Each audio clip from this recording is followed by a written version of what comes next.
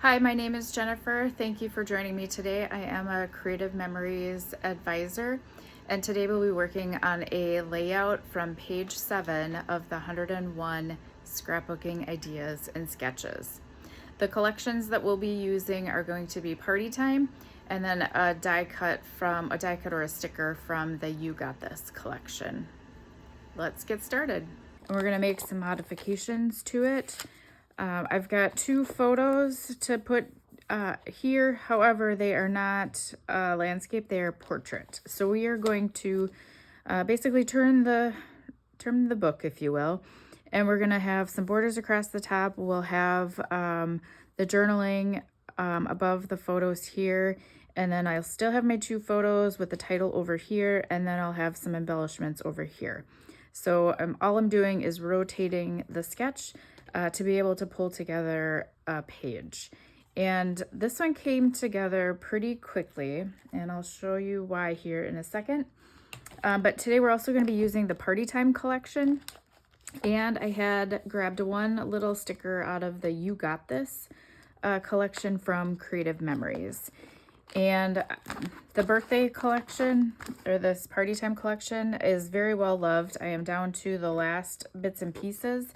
I do keep my collections together in these Power Project folders. It has a spot for like the embellishments or some matte packs, which are pretty much all gone. This, I usually store some of my scraps or my leftovers.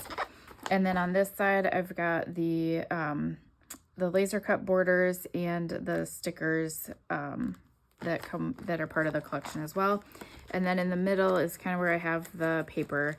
I typically will try to keep the large sheets, the full sheets, all together in the pack that it comes in. And then the extra stuff just kind of gets thrown in there, like the scraps, and they're just bigger scraps, so I have no place to put them.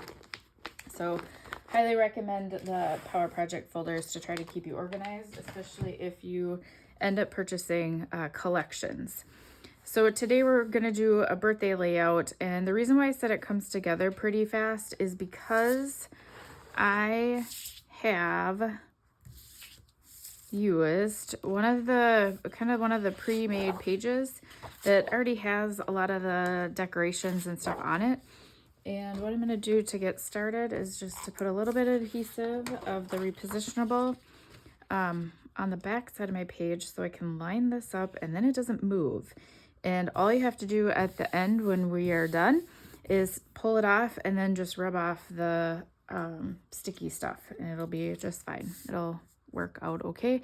Then you can slide it right back into the album. And you can see the reason why this came together, because it was already half decorated. But the other thing is I'm using some laser cut embellishments too. Because that collection was so well loved, I am trying to use it up for some of the birthdays that come around my family. And you can kind of see, here's the sticker that I used from the You Got This collection, one of my favorite collections for teenagers. And this is a spare, like part of the matte pack that I cut apart. I was concerned about it at first because the streamers were going sideways and I needed it to go this direction. But I'm not that, because I'm going to cover up so much of it, it'll work out okay. And then the cupcakes are going to be any direction, right? So it doesn't matter what way they go. And because this is where my journaling is going to go, I'm going to cover up most of it. But I wanted to tuck it behind my title. And the reason for that is I didn't want it to overpower. I wanted the happy birthday to be very visible. And then the journaling I can modify and kind of tuck it down below with some white space, or I can just end it sooner. Here's kind of what I'm thinking to try to do the embellishments and things like that. I did keep some of the enamels, the sticker enamels out.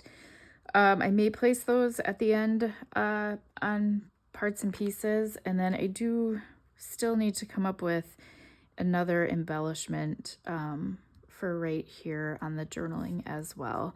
So we'll see where I land on that one. And because I was using elements that were already pre-done and using stickers, and the background paper. I didn't have to do a lot of cutting or anything like that. It was great. And both of these, this little matte pack, that was a spare one. This was extra paper that I was trying to use up anyway, so it works out well to try to get everything and keep using it. As I'm sticking this down, my plan is to raise this up so you've got a little bit of dimension behind it. And because I'm going to be putting the matte pack back there, I will still raise up some of these. I won't put foam tape on every single one of these, but I will put it on enough of them to keep it from squishing down. But the other thing that I'm going to do is I'm going to leave the back. I'm not going to make it sticky. I'm just going to leave it. So the foam is going to be there just to basically keep it level as people are flipping through the books. And the other thing that I want to do too is I am going to mat these 2 photos and put those on there too. So I need to figure that out as well. I'll have to try to find some larger sheets of paper that I use that will work with this to put them on here. So let's go ahead and start cutting the mats, and we'll start attaching things. All right, because there is so much going on as far as the papers are all very pattern and decorative, and a lot of the extra pieces that I have are not solid per se. I think what I'm going to do is I'm going to look for another color that I have on hand, either maybe this purple color, or the other one that I was toying with is maybe something that's a little bit darker than this tan to kind of ground the photos. So let me figure that out, and then we'll start attaching and getting things squared away. All right, so here's a look at the completed page. I did try to use a different color like green, and it just didn't look right behind the photos. So what I ended up doing is using a navy blue cardstock, and I did pop up the Sweet 16 key stickers. I created a small little collage over here, and then I did pop this up as well. And the other thing I did is I did pop the banner up, and I did not attach under here because remember, this is where my journaling is going to go. And once I get my journaling in, I can try to get in here and remove that so that I can place that back down. I also left a little bit of room here so I could just slide the journaling right in there once it's complete, and it'll look like it was all put together in one fell swoop. I am pretty satisfied with the way that the little collages or the collections of embellishments came to be. This one I may have done a little bit differently, but keep in mind I'm trying to use up some of my supplies too. And every single time you try to put these together, I think you learn a little bit more about how to put them together so that they work for you. This one actually turned out the best, so I really do like that one. So thanks for joining me today for another idea on 101 Scrapbooking Ideas and Sketches.